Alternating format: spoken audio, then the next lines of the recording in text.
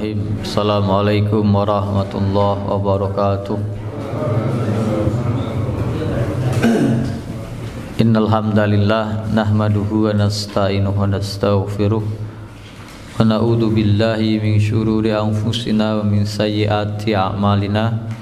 May yahdihillahu fala mudhillalah wa may yudlil fala hadiyalah. Asyhadu an la ilaha illallah wahdahu la syarikalah wa asyhadu anna Muhammadan abduhu wa rasuluh la nabiyya ba'dah. Alhamdulillah, segala puji hanya bagi Allah atas segala nikmatnya, atas segala karunia-Nya. Semoga kita senantiasa bersyukur kepada Allah Subhanahu wa taala dengan cara menjalankan perintah-Nya, menjauhi segala apa yang dilarang oleh Allah Subhanahu wa taala, meyakini dalam hati kita bahwa semua nikmat ini datangnya dari Allah Subhanahu wa taala. Kita ucapkan dalam melalui lisan kita, rasa syukur kita mengucapkan alhamdulillah misalnya. Maka tiga unsur inilah bukti kita bersyukur kepada Allah Subhanahu wa taala dengan hati, dengan lisan, dan dengan seluruh anggota badan.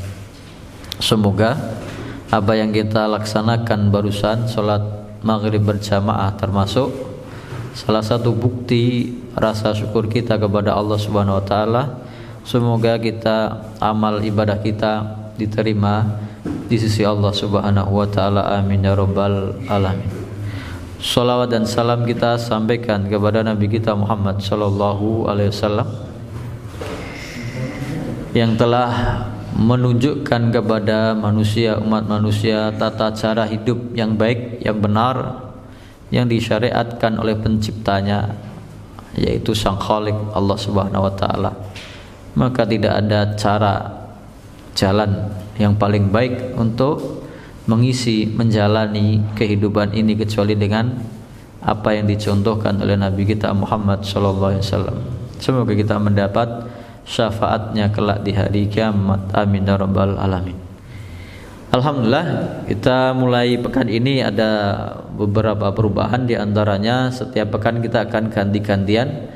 Yang tafsir kemarin, sekarang fikih, besoknya tafsir lagi, begitu seterusnya. Jadi berganti-gantian dua tema. Sementara ini dengan dua tema. Tafsir kemarin sampai di surat Nuh, mungkin pekan depan kita lanjutkan pembahasannya. Nah, mulai malam ini diselang-seling dengan pembahasan tentang fikih. Nah, fikih ini adalah tata cara ibadah kita. Semoga ibadah kita itu ikut aturan, ikut apa yang dicontohkan oleh Nabi Muhammad SAW. Jadi tidak menyimpang, tidak melenceng, syarat sah dan rukunnya terpenuhi, bahkan kalau bisa dengan sunah-sunahnya untuk menyempurnakan ibadah kita. Karena ibadah ini wajib kita lakukan, maka ilmunya wajib juga kita pelajari. Kita wajib sholat, maka ilmu tata cara sholat harus kita pelajari. Kita tidak sah sholat kecuali dengan wudhu yang benar, maka tata cara berwudhu harus kita pelajari. Kita tidak sah kecuali dalam keadaan suci, maka tata cara bersuci harus kita pelajari.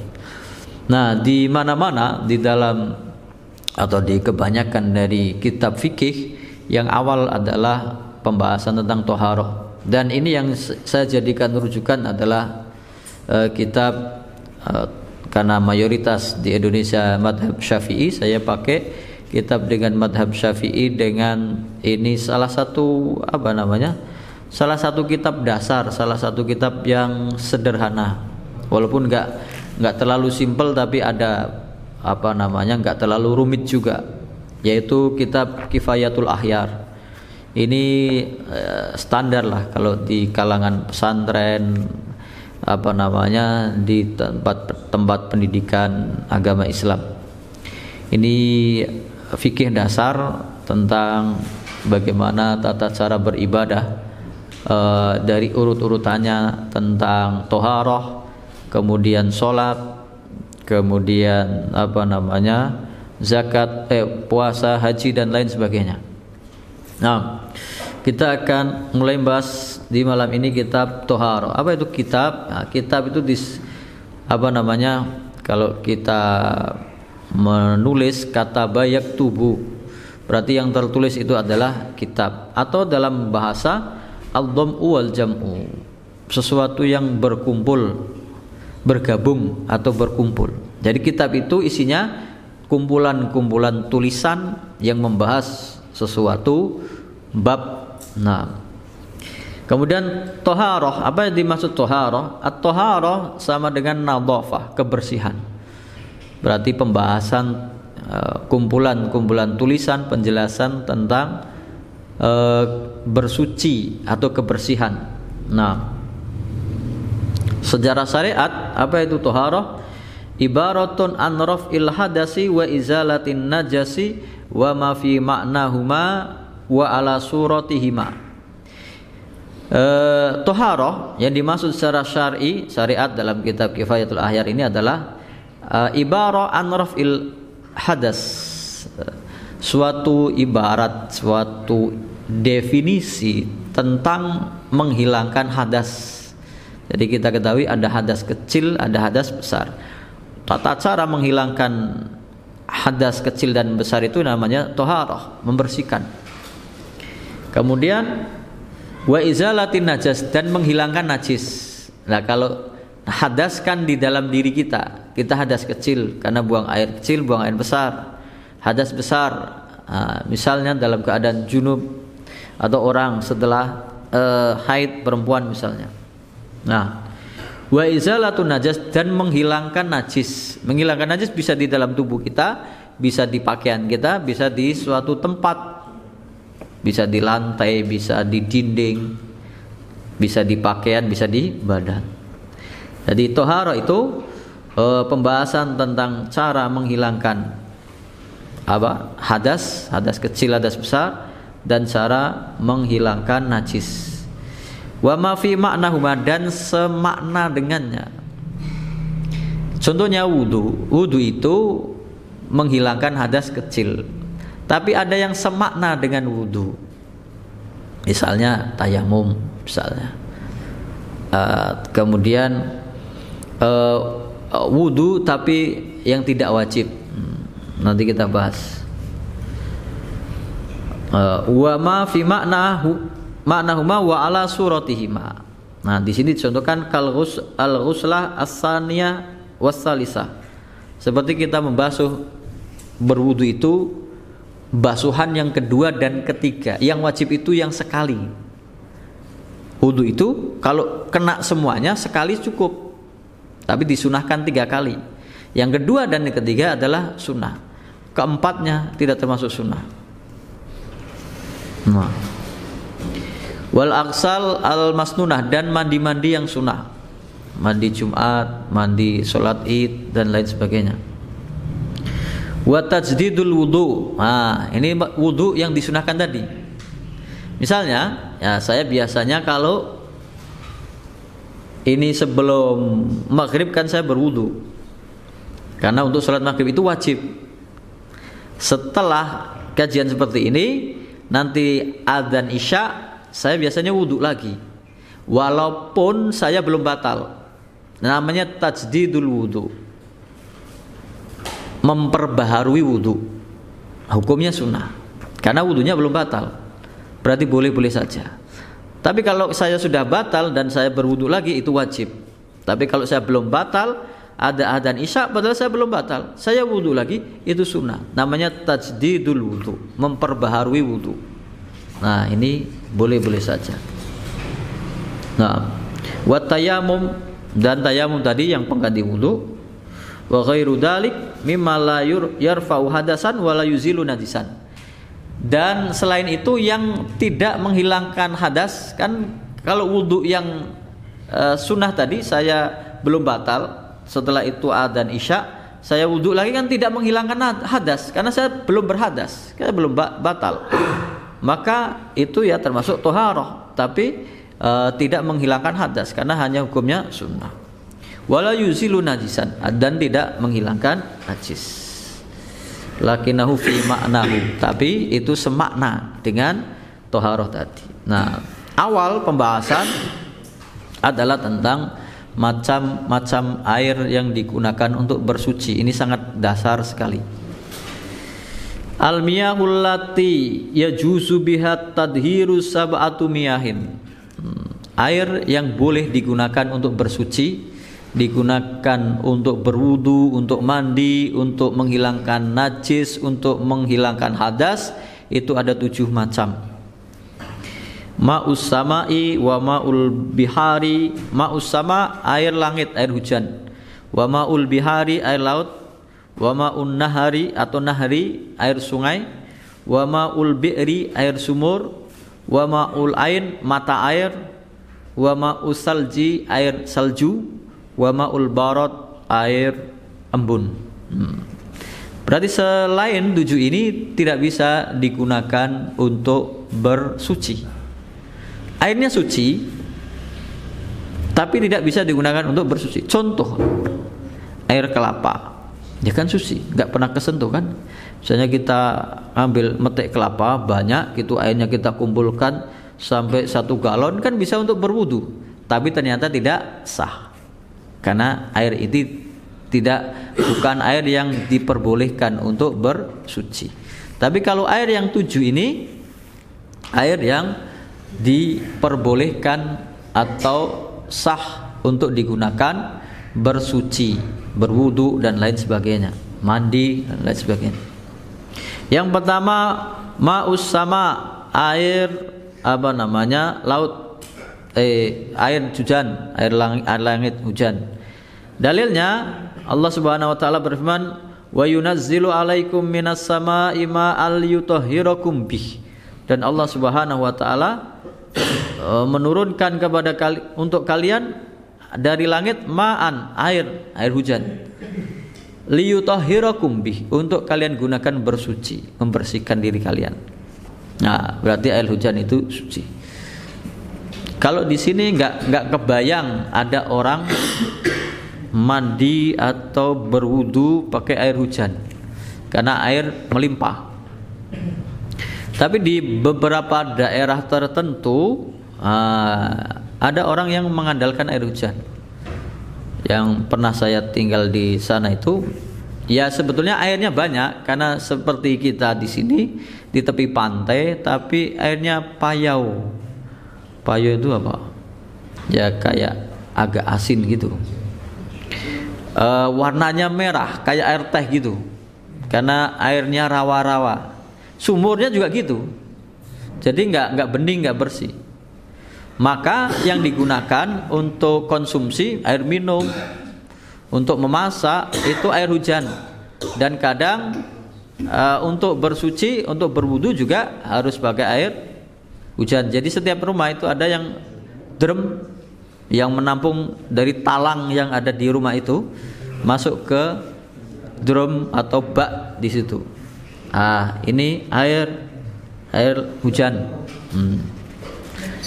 Air hujan. Ma'us sama wa ma'ul bihar. Ma'ul bihar, dalam hadis Nabi Muhammad SAW ditanya, sahabat itu berlayar di laut, kemudian bekal airnya sedikit, air tawarnya sedikit.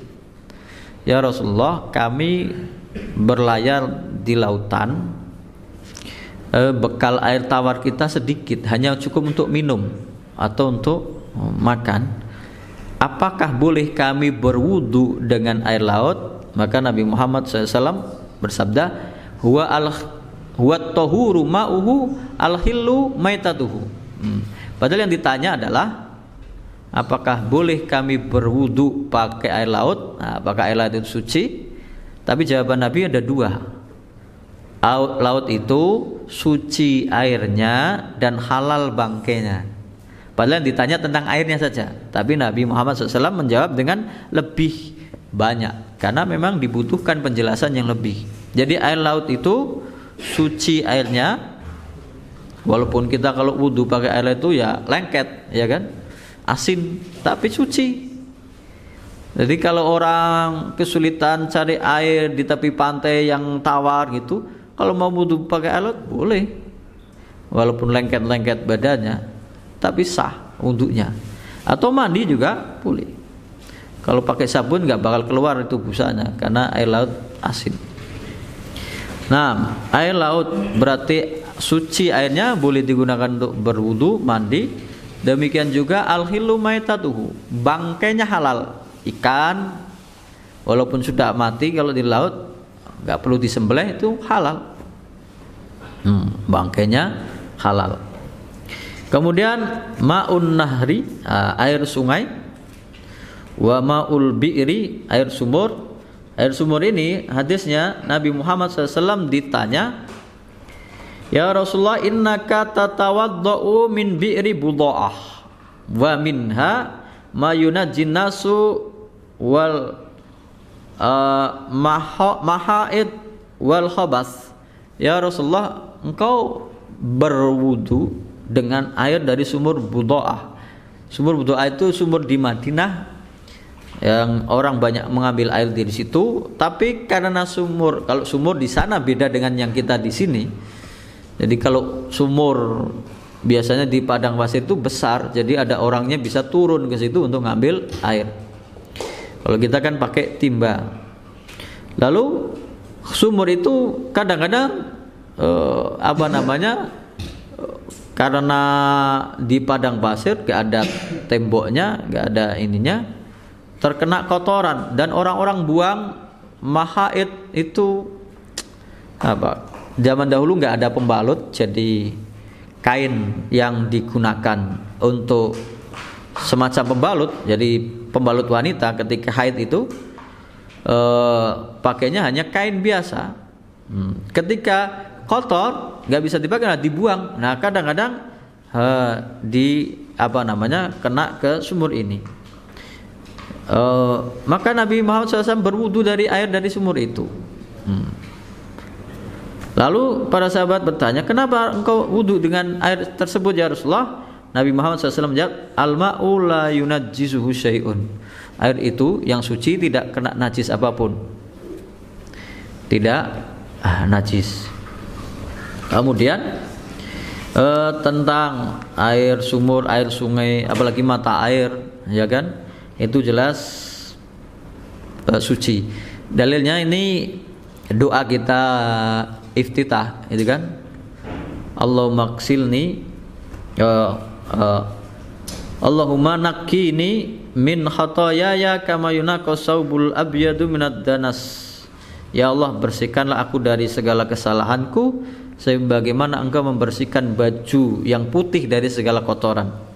Allahumma qsilni min khataayaya bima ilsalji wal barad.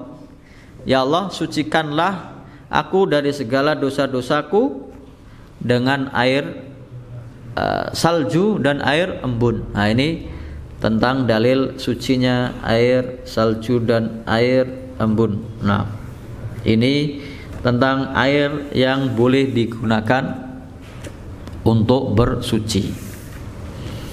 Kemudian air yang suci ini akan dibagi lagi menjadi 4. Bukan hanya yang suci saja, air secara umum akan dibagi menjadi 4.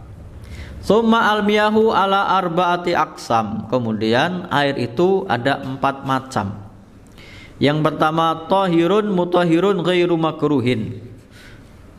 Yang wahwa al-ma'ul mutlaq.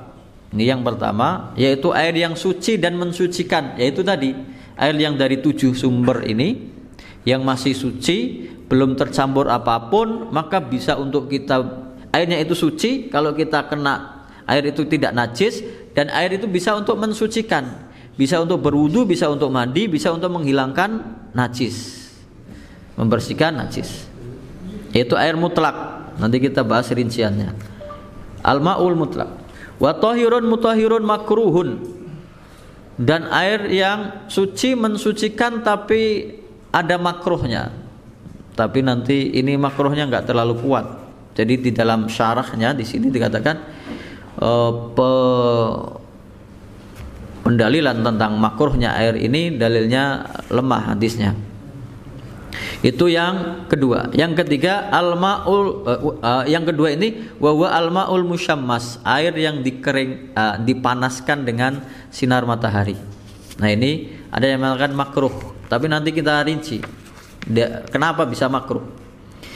Ini yang kedua. Yang ketiga, tahirun ghairu mutahhirin. Airnya suci tapi tidak mensucikan. Airnya suci tapi tidak bisa digunakan untuk berwudu atau untuk mandi. Wa huwa al-ma'ul musta'mal, air yang sudah digunakan. Misalnya ada satu ember, kita gunakan untuk mandi besar, lalu kita nyemplung ke situ, berarti kan itu air sisa dari mandi. Maka setelah kita keluar dari ember itu, berarti itu air sisa tidak bisa digunakan untuk bersuci lagi. Airnya tetap suci selama kita tidak mengeluarkan najis di situ. Airnya tetap suci, tapi tidak bisa digunakan untuk bersuci lagi karena sudah bekas, mustakmal, sudah digunakan. Nanti kita rinci, ini global dulu. Wal mutaghayyiru bima khalatahu minat tahirat, dan air yang berubah sifatnya karena kecampuran benda suci yang lain atau zat yang suci yang lain. Misalnya ini air teh, air kopi, nah, airnya suci, bisa diminum, kita nyentuh tidak najis, tapi nggak bisa digunakan.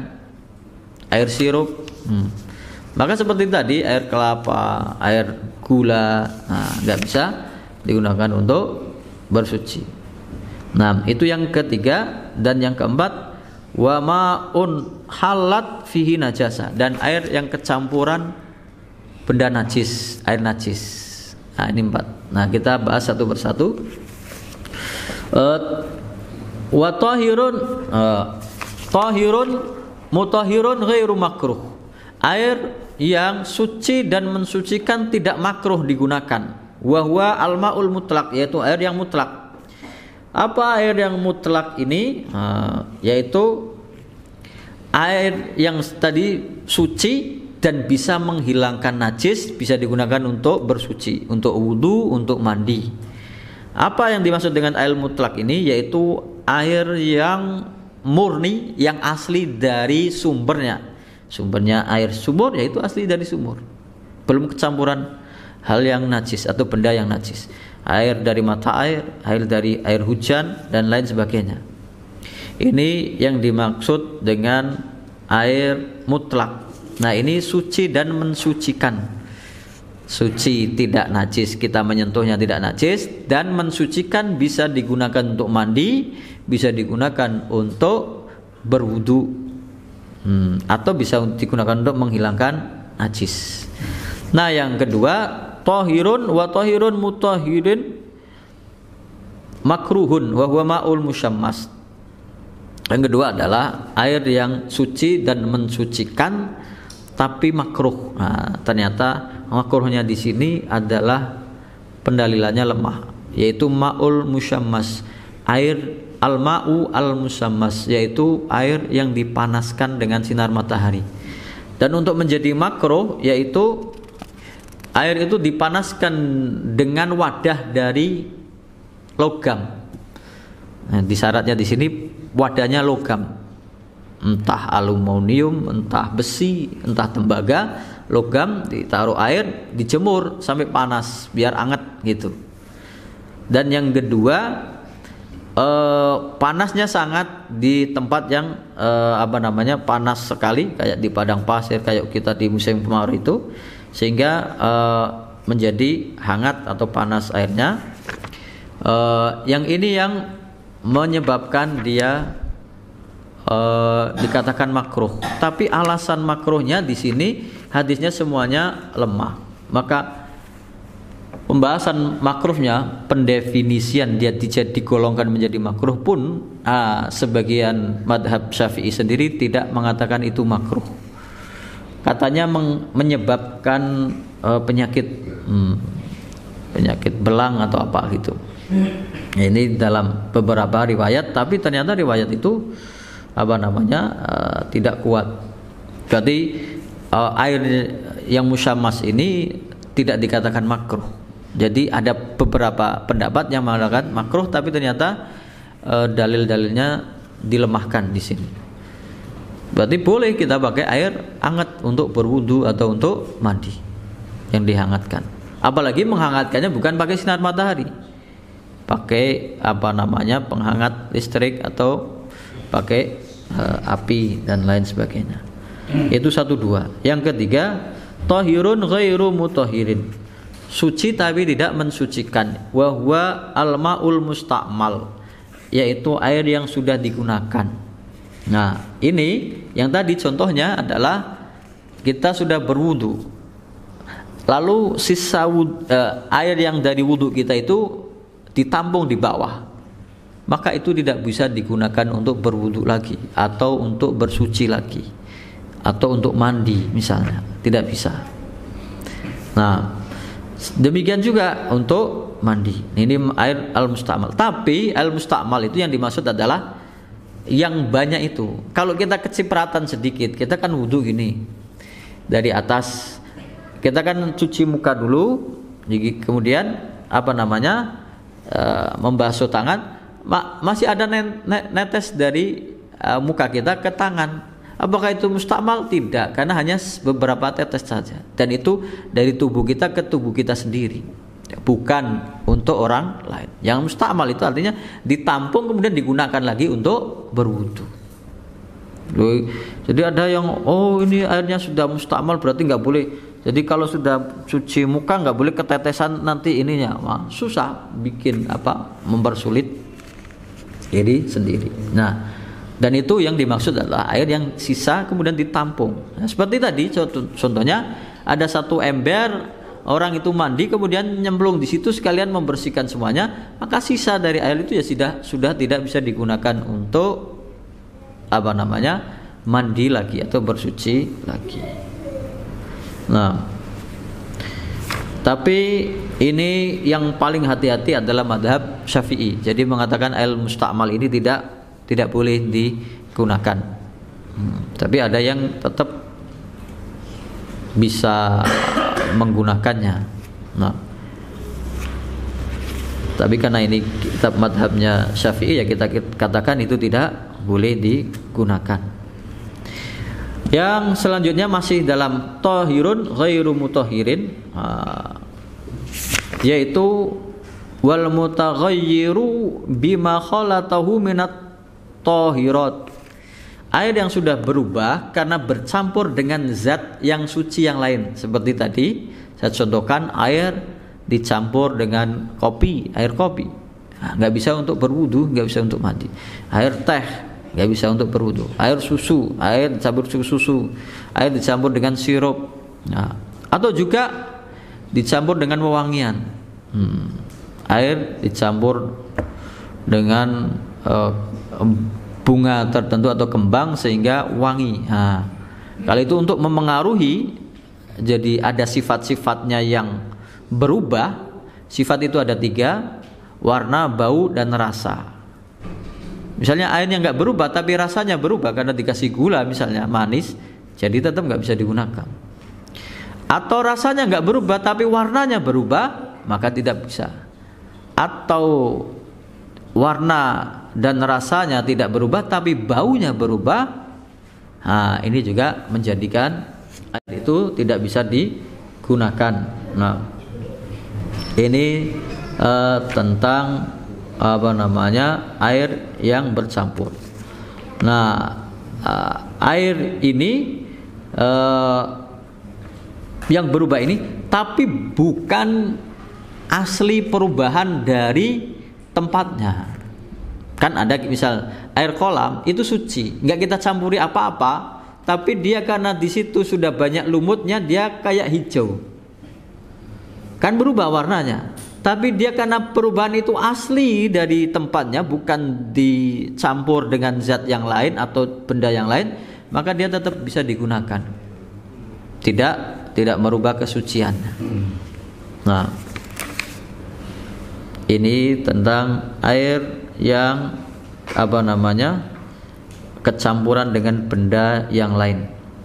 Wa ma'un yang keempat, air yang najis ini, wa ma'un halat fihi najasah, air kecampuran dengan najis, kena kecampuran dengan benda najis, maka airnya hukumnya najis.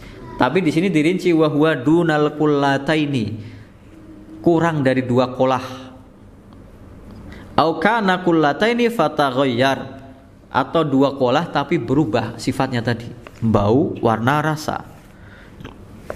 Makanya zaman dahulu di masjid atau musola, tempat wudhunya itu kolah yang besar, ya kan? Kita wudhu nyelupin tangan ke situ, nggak akan berubah airnya, tetap suci, karena airnya lebih dari 2 kolah.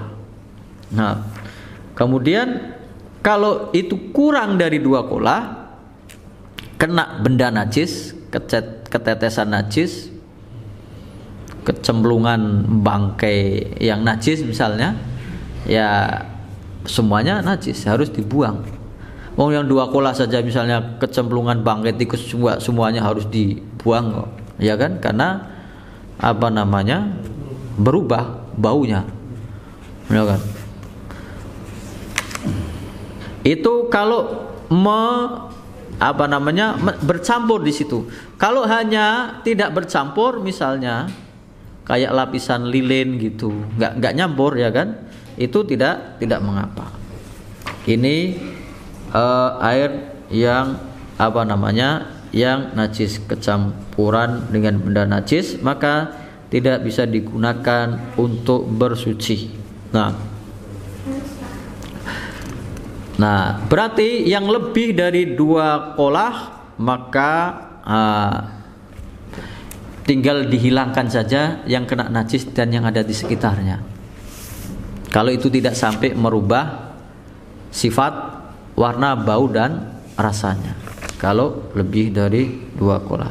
Nah, ini tentang 2 kolah berapa ukurannya? Ada yang mengukurnya 200 sampai 230 liter. Berapa galon itu? Atau di sini kalau ukuran volumenya kalau ini sedepa lebih, berarti semeter setengah kali semeter setengah kali semeter setengah, itu sudah termasuk banyak, atau 2 kolah. Tapi kalau biasanya kan di zaman dulu musola atau masjid itu kan besar, bisa 2 meter atau 3 meter, tingginya semeter lebih atau semeter, ya kan, lebarnya sampai 2 meter, nah itu sudah melebihi. Nah, itu 2 kolah. Nah, ini tentang air yang digunakan untuk bersuci. Yang berikutnya adalah bagaimana cara mensucikan selain air. Tapi enggak mengapa kalau kita buka saja pertanyaan, silakan.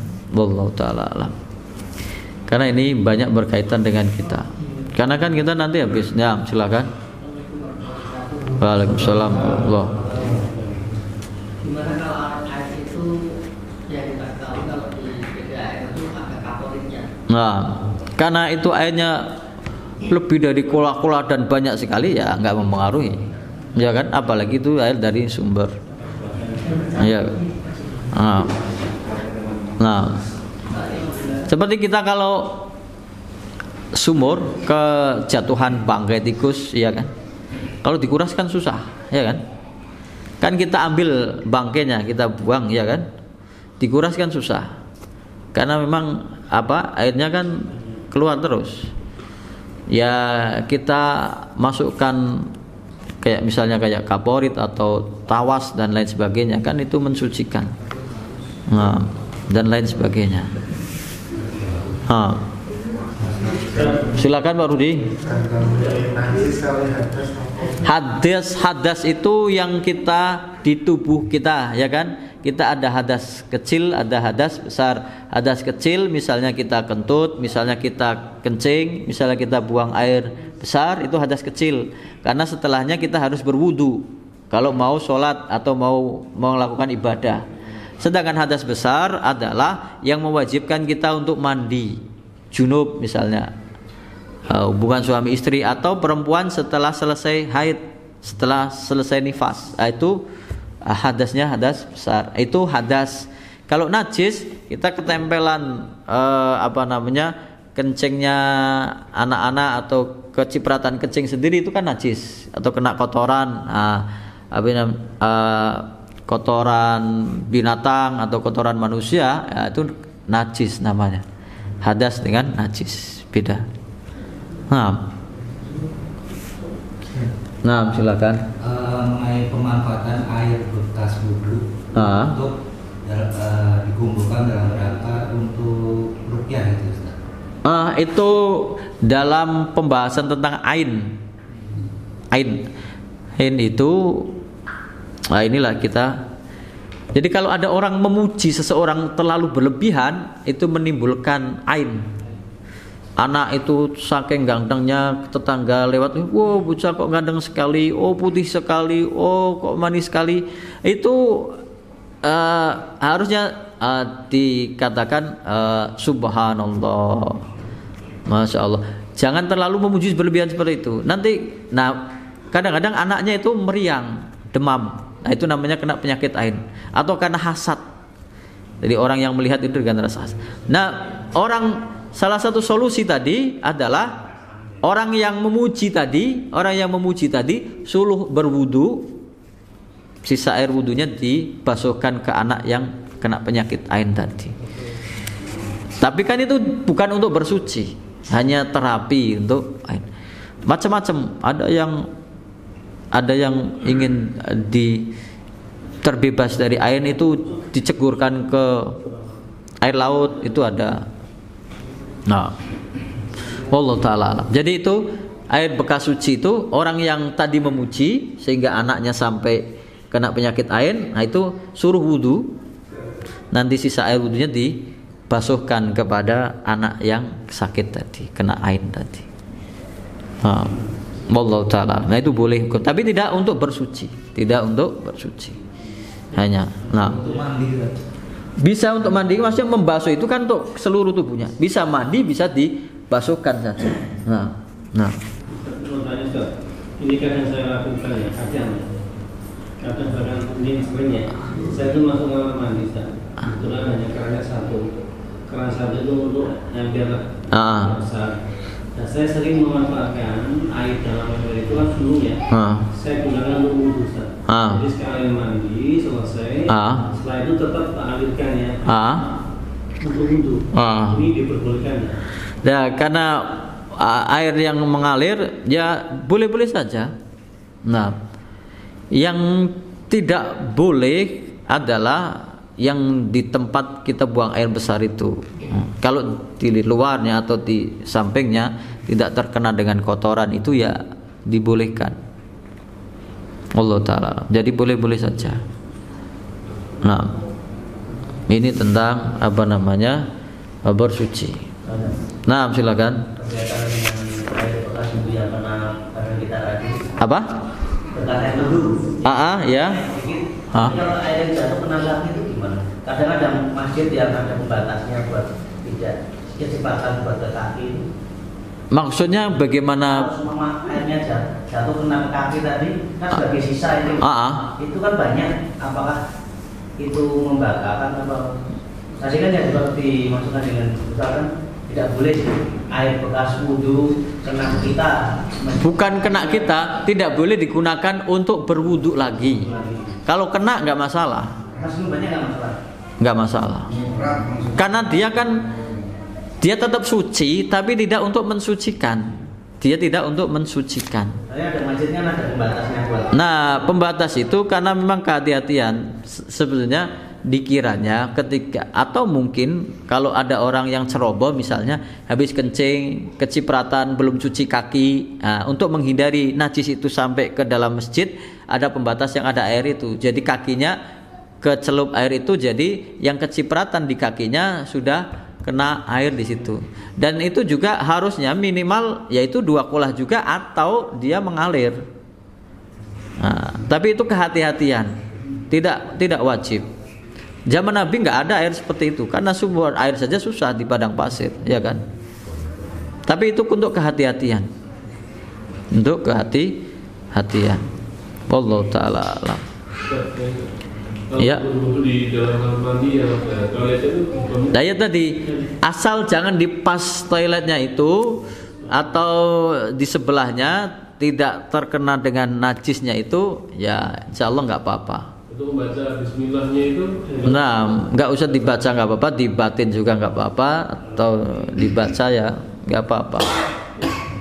Ketika masuk kan bismillah gitu ya. Ya.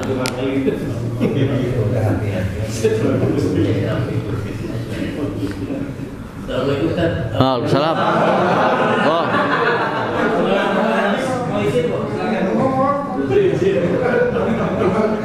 Ada pengalaman kan memberitahukan yang kemarin airnya itu di samping warnanya coklat, itu baunya itu bau karat besi. Itu kalau memang kita belum ada treatment menjernihkan itu boleh pakai dulu gitu. Tadi saya bilang kalau airnya itu berubah karena wadahnya yang sudah menetap lama. Jadi saya cocokkan kan tadi kolam, airnya lama mengendap di situ, sudah berlumut di situ, airnya kan kayak agak hijau gitu. Asal dia bukan karena ketambahan dari benda lain yang membuatnya tidak suci, ya tidak mengapa. Nah, apalagi airnya kalau itu memang banyak, misalnya kali air pam dan lain sebagainya. Atau air yang terpengaruh dengan tanahnya misalnya. Ya monggo Pak. Beri. Kotoran cicak itu masih sidak, terus yang kedua kan itu bagus. Yang besar itu kan kotoran cicak, kotoran itu mandi junub, ya. setengahnya, ya. baru terus ada kotoran cicak. Gimana? Caranya gimana? Gimana? Ya. Tadi sudah? Cicak. Jadi dikecualikan ada kotoran tapi yang makfu, dia kena kotoran tapi makfu. Cicak termasuk kotorannya makfu karena dia nggak punya darah. Dia disembelih itu nggak ada darahnya.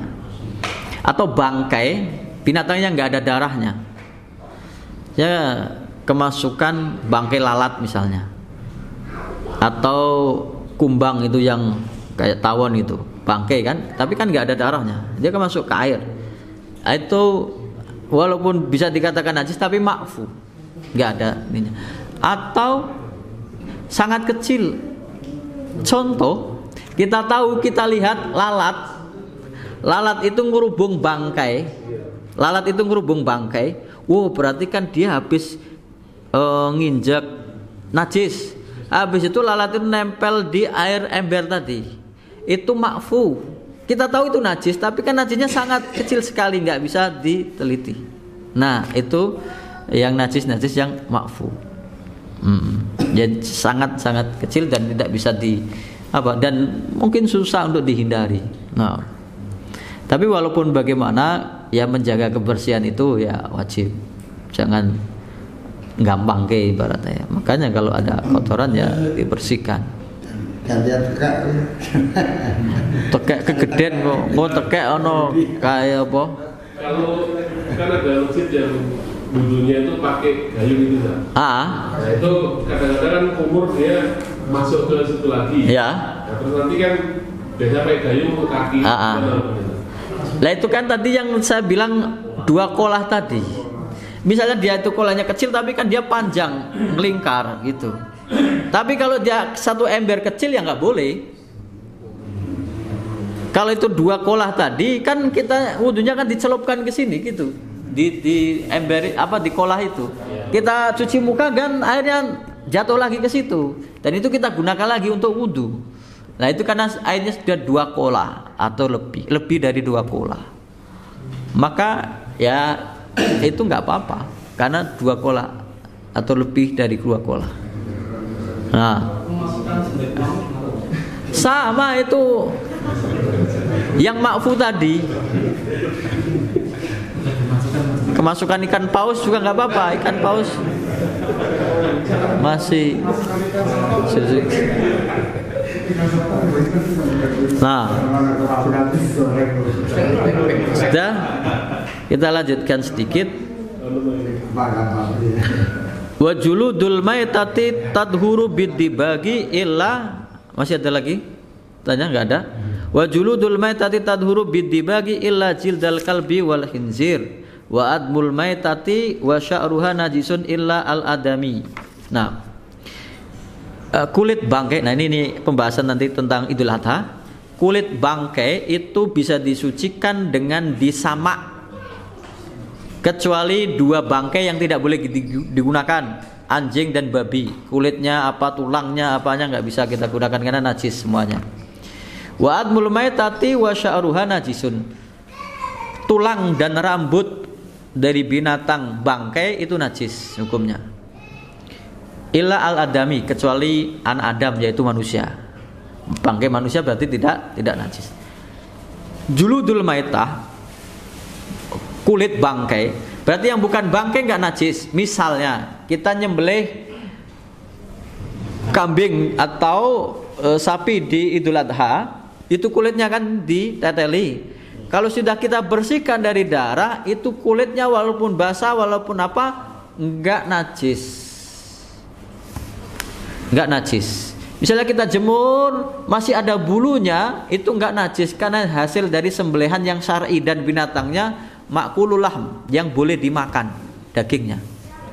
Tapi kasusnya berbeda kalau kambing itu matinya ketabrak mobil, mati, atau sapi itu sakit kemudian mati bukan karena disembelih, matinya karena penyakit, maka dia hukumnya kan bangkai, seluruhnya kan najis, dagingnya nggak boleh dimakan, najis. Tapi boleh diambil kulitnya untuk digunakan, sarannya disamak.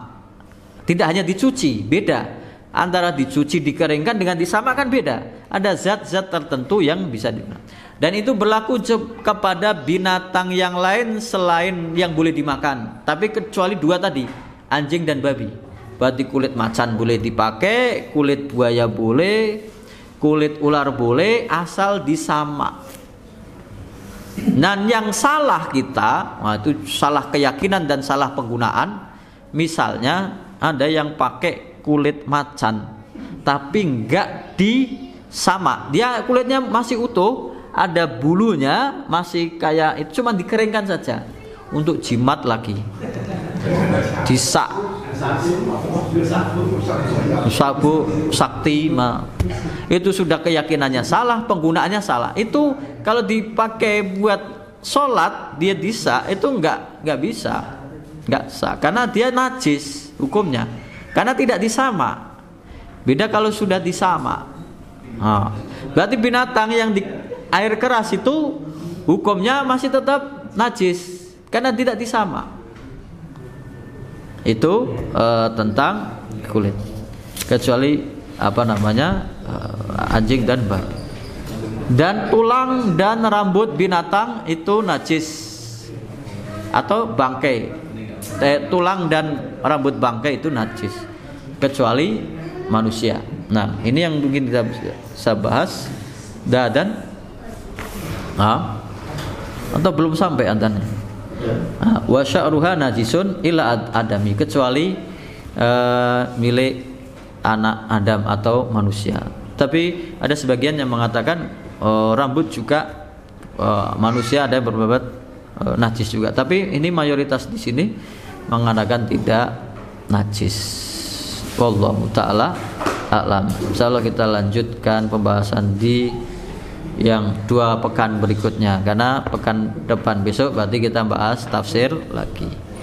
Kita tutup dengan doa kafatul majelis. Subhanakallahumma bihamdika asyhadu an la ilaha illa anta astaghfiruka wa atubu ilaik. Assalamualaikum warahmatullahi wabarakatuh.